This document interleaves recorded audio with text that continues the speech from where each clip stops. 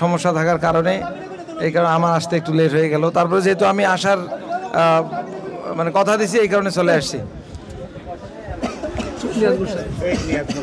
শহীদ নিয়াজ মোর্শেদ স্মৃতি ফাউন্ডেশন কর্তৃক আয়োজিত আজকের এই ঈদ উপহার বিতরণ অনুষ্ঠানে আমাদের মাঝে উপস্থিত আছেন মঞ্চে উপবিষ্ট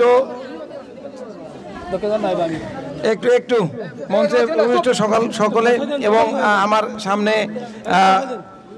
যারা ঈদ উপহার গ্রহণ করতেছেন এবং যারা এই শহীদ নিয়াজ মোর্শেদ ফাউন্ডেশনের যারা আয়োজক সকলকে আমি আমার সালাম জানাচ্ছি, আসসালামু আলাইকুম।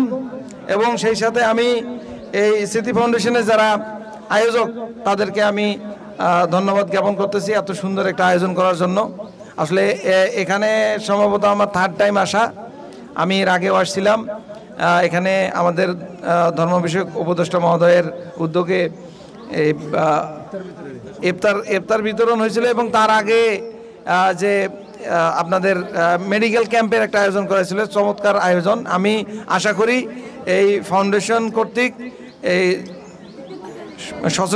সচেতনতামূলক এবং যে সামাজিক ভাবে মানুষকে সাহায্য করার যে একটা টেন্ডেন্সি, এটা অব্যাহত থাকুক এবং এই ধারা যুগ যুগ ধরে চলে আসুক।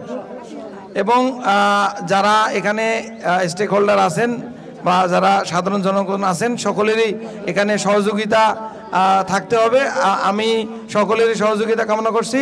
আপনাদের সহযোগিতা ছাড়া এই শহীদ নিয়াজ স্মৃতি ফাউন্ডেশন এটা আসলে সামনে যেতে পারবে না। তা এই আপনাদের সহযোগিতা এবং এই অনুষ্ঠান যারা করছেন আয়োজক, তাদেরকে আবারও ধন্যবাদ জানিয়ে আমার সংক্ষিপ্ত বক্তব্য শেষ করছি। আসসালামু আলাইকুম। জি, স্যারকে ক্রেস দিয়ে বরণ করে নেবেন সংগঠনের উপদেষ্টা জনাব মোহাম্মদ নজরুল ইসলাম।